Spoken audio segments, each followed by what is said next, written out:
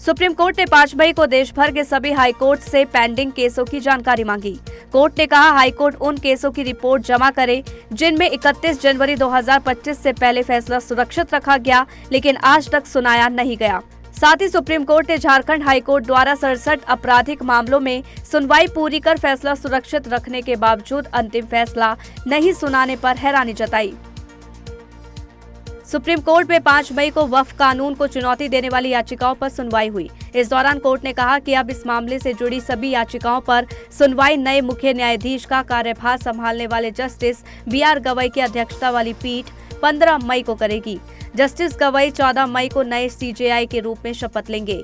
केंद्र सरकार ने दावा किया कि 2013 के बाद से वक्फ संपत्तियों में 20 लाख एकड़ से ज्यादा का इजाफा हुआ।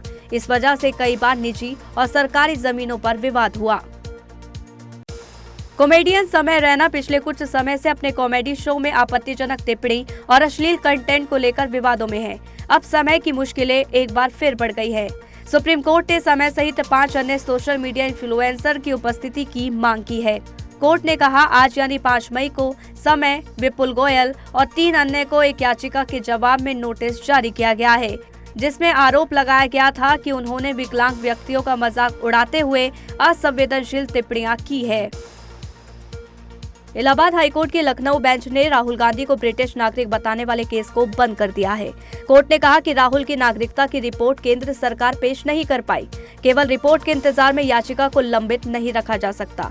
वहीं केंद्र के वकील ने कहा कि संबंधित देश कई बार रिमाइंडर के बाद भी जवाब नहीं दे रहा। इजरायली सेना गाजा में सैन्य अभियान को और तेज करेगी। इजरायल की वॉर कैबिनेट ने 5 मई को इस फैसले को मंजूरी दे दी। इसमें गाजा पर पूरी तरह से कब्जा करने और पूरे इलाके पर कंट्रोल करने का प्लान शामिल है। खबरों के अनुसार इसे अगले सप्ताह अमेरिकी राष्ट्रपति डोनाल्ड ट्रंप की यात्रा के बाद ही लागू किया जाएगा। रूस के राष्ट्रपति व्लादिमीर पुतिन ने 5 मई को पीएम मोदी को फोन करके पहलगाम आतंकी हमले में मारे गए 26 लोगों के लिए संवेदना जाहिर की। इसके साथ ही राष्ट्रपति पुतिन ने आतंकवाद के खिलाफ भारत की लड़ाई में भारत को पूर्ण समर्थन देने की बात कही। राष्ट्रपति पुतिन ने इस बात पर जोर दिया कि हमले के दोषियों और उनके समर्थकों को कटघरे में लाया जाना चाहिए। भारत और पाकिस्तान के बीच बढ़ते तनाव के बीच मूडीज रेटिंग्स ने बड़ा अलर्ट जारी किया है। रिपोर्ट के मुताबिक अगर यह तनाव लंबे समय तक जारी रहा तो इसका सबसे ज्यादा नुकसान पाकिस्तान को होगा। उसकी अर्थव्यवस्था को गहरा झटका लग सकता है, जिससे सरकार की वित्तीय सुधार प्रक्रिया भी पटरी से उतर सकती है। मूडीज ने यह भी चेताया कि पाकिस्तान को बाहरी फंडिंग की कमी हो सकती है, जिसके चलते पहले से ही विदेशी मुद्रा भंडार से जूझ रहे पाकिस्तान की आर्थिक स्थिरता को बड़ा खतरा होगा। पहलगाम में हुए आतंकी हमले के बाद भारत अब पाकिस्तान को आर्थिक मोर्चे पर कमजोर करने में जुट गया है। इसके तहत निर्मला सीतारमण ने ADB बैंक के अध्यक्ष से मुलाकात कर पाकिस्तान को आर्थिक मदद बंद करने की मांग की है। वित्त मंत्री ने मासातो के अलावा इटली के वित्त मंत्री से मुलाकात कर अपनी मांग को दोहराया है।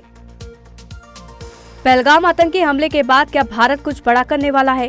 ये सवाल इसलिए क्योंकि नेवी और एयरफोर्स चीफ के बाद आज रक्षा सचिव राजेश कुमार सिंह प्रधानमंत्री नरेंद्र मोदी से मिलने उनके आवास पहुंचे।